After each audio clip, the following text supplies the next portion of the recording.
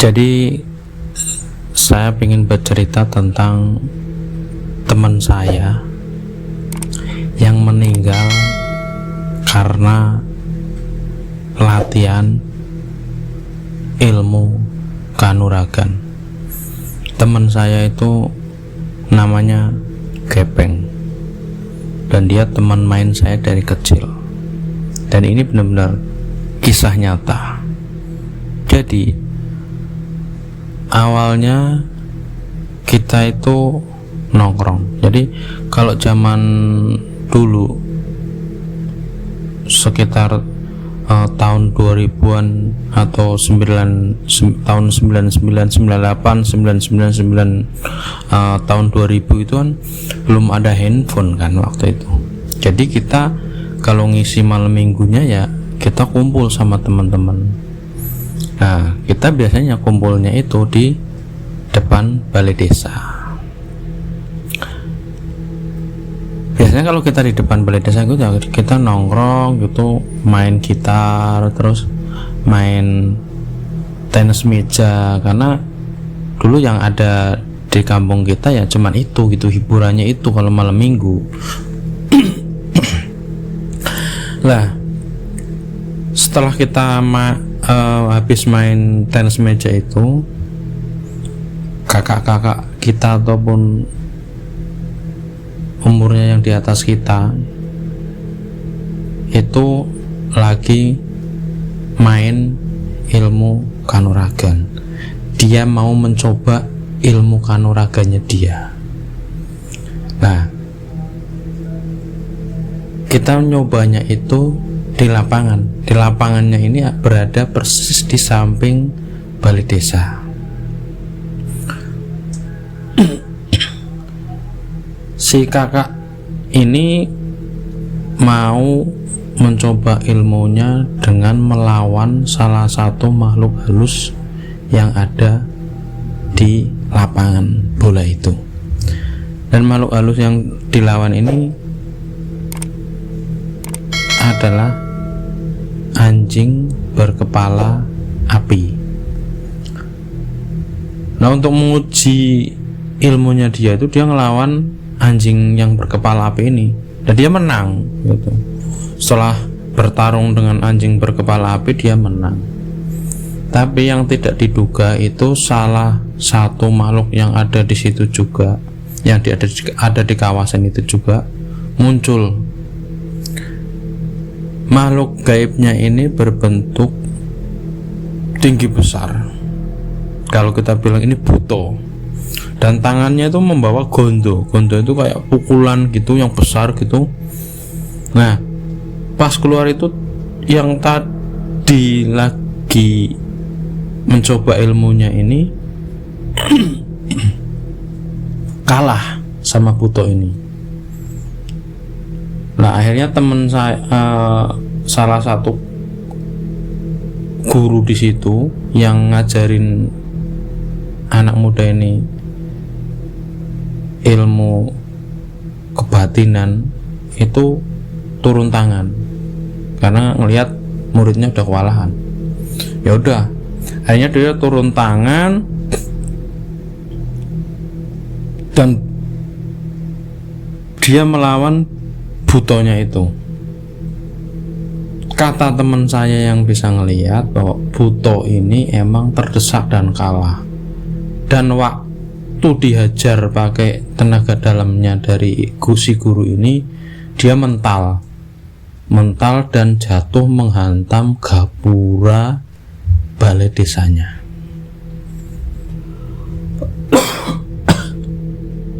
Lah, yang nggak habis pikir itu gapura bener-bener roboh. Saya ngelihat sendiri gapura itu tahu-tahu roboh, tapi saya nggak bisa melihat si butonya itu. Nah, akhirnya kan berlanjut pertarungannya itu berlanjut. Nah, si buto ini ngeluarin gondonya itu buat mukul si guru yang bertarung sama dia. Dan ternyata gurunya ini kewalahan ngelawan buto yang mempunyai gondo yang sangat besar itu. Akhirnya dia mengeluarkan ajian tingkat tingginya dia, namanya ajian Jolo Sutro. Kalian bisa cari di Google itu ajian Jolo Sutro itu seperti apa. Nah, pas melawan si butonya ini, dia mengeluarkan ilmunya Jolo Sutronya itu. Jadi kata teman saya itu ilmunya itu berbentuk seperti jala. Ketika dikeluarkan itu jalannya akhirnya nutupin butonya itu. Karena butonya itu berontak, ditariklah jaranya itu biar makin kenceng gitu loh, makin bisa mengikat si butonya itu.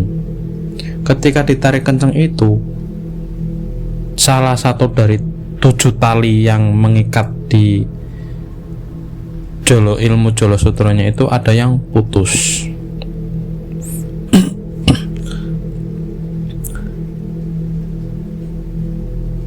Teman saya bilang, senior saya tapi akrab sama saya itu, dia bilang, wah bahaya nih mas. Nah, ngapa mas? Hai, itu Jolo Sutronya putus. Nah, emang kalau putus kenapa? Ilmu Jolo Sutro itu kalau putus nyambungnya harus pakai nyawa. Loh, masa iya sih? Iya, serius. Nah, ya udah akhirnya butonya itu mengaku kalah, dan udah kita duduk di situ ngobrol lagi.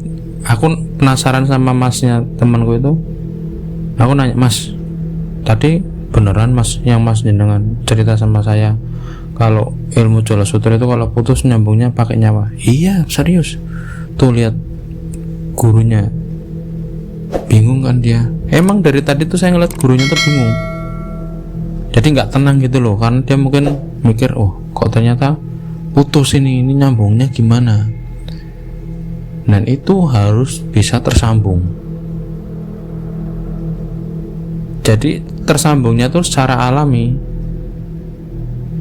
Teman saya bilang itu akan tersambung secara alami, tapi akan memakan korban dari salah satu orang yang di sekeliling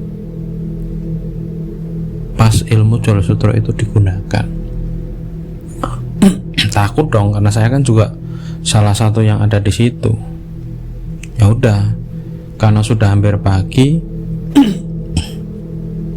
kita pulang. Nah, sorenya itu kita kumpul lagi kan, biasa kumpul saya, si Gepeng, dan teman-teman yang lain tuh biasa kan. Kalau sore itu kan suka main bola. Datanglah kita ke lapangan lagi buat main bola. Ya udah, asik aja kita main bola, asik. Tahu-tahu si Gepeng ini jatuh di tengah lapangan. Padahal kita nggak ngelihat ada masalah pas Gepeng itu terjatuh, ataupun pas Gepeng ini main bola itu ada masalah, nggak ada. Dan anehnya lagi, pas Gepeng terjatuh pingsan di lapangan itu, mulutnya, hidungnya, telinganya, dan dari matanya itu langsung mengeluarkan darah. Kalau teman-teman kita main bola dulu itu kan ada yang pingsan di lapangan gitu, atau ada yang meninggal di lapangan karena kecapean kan, nggak sampai ngeluarin kayak gitu. Ini beda, Gepeng ini meninggalnya dari telinganya, hidungnya, mulutnya, sama matanya itu ngeluarin darah. Nah, saya tanya dong sama senior saya tuh yang semalam cerita, mas kok jadinya kayak gini? Iya, saya juga nggak tahu.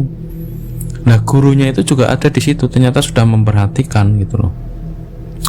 Dan dia bingung loh. Ya udah, akhirnya Gepeng itu diangkat sama orang-orang yang lebih dewasa, karena dulu saya masih anak-anak kan, dibawa pulang. Ternyata nggak tertolong, meninggal gitu loh. Nah, karena ada yang meninggal, Kalau di tempat saya itu kalau meninggal sudah maghrib itu nggak langsung dikuburin, kuburinnya besok pagi gitu loh. Malamnya kan kita lek-lekan, atau istilahnya kita berkumpul di rumah yang meninggal itu buat jagalah gitulah, nemenin keluarganya gitu. Saya tuh kerasa sedih kan, karena kehilangan teman saya ini. Nah, senior saya itu datang, saya ngobrol, Mas kok jadinya kayak gini sih, ada yang meninggal. Ya gimana, saya juga nggak tahu ini. Si gurunya itu juga ada di situ, dan dia waktu ada di situ nggak ngomong apa, nggak cerita apa, nggak banyak omong lah gitu loh, diem. Padahal dia orangnya termasuk yang tadinya itu ya suka bercanda kayak gitu, suka guyonan sama teman-teman gitu. Kalau pas ada acara-acara kumpul itu, si gurunya itu juga diem aja. Dan akhirnya kan diantara teman-teman yang tahu di situ kan ngelihat, oh ini salah satu korban dari ilmu yang dipraktekkan kemarin gitu loh. Akhirnya tadinya saya yang tertarik dengan ilmu seperti itu, akhirnya saya nggak tertarik lagi gitu loh. Kenapa harus seperti ini? Teman saya yang biasa akrab dengan saya, yang biasa main bareng sama saya, dan anaknya lucu banget, karena kita kalau kumpul, kalau nggak ada dia tuh nggak rame gitu loh. Main tenis meja tuh kalau nggak ada dia ya nggak rame gitu loh. Akhirnya harus kehilangan nyawa karena dari latihan seperti itu. Menurut saya konyol lah gitu. Waktu itu menurut saya ini nggak ada artinya banget gitu loh. Cuman gara-gara pengen nyoba ilmu, akhirnya teman saya harus jadi korban gitu loh. Ya udah, pokoknya saya nggak terima banget lah. Akhirnya saya nggak tadinya pengen ikut belajar, tapi akhirnya saya nggak ikut belajar. Saya mending cari kegiatan lain, ya main bola, main pingpong gitu. Kalau kumpul-kumpul sama teman-teman, main tenis meja gitu, badminton gitu. Nggak suka sama akhirnya nggak suka dengan hal-hal yang seperti itu. Karena saya merasa teman saya harus dikorbankan gara-gara orang yang ingin mencoba ilmu kanuraganya dia. Dan nyampe sekarang itu rasanya masih ada gitu loh. Kalau saya duduk gitu terus ingat itu, ya masih keingat dengan teman saya si Gepeng ini gitu loh. Oh, lucunya dia kalau lagi kumpul-kumpul, pokoknya menghibur banget lah. Bahkan saya pernah ketemu sama senior saya pas mungkin 4 atau 5 bulan yang lalu. Waktu itu lagi melayat teman kita, ada yang meninggal duluan, terus kita melayat, dan saya ketemu sama senior saya bilang, Mas, saya masih suka ingat sama Gepeng loh.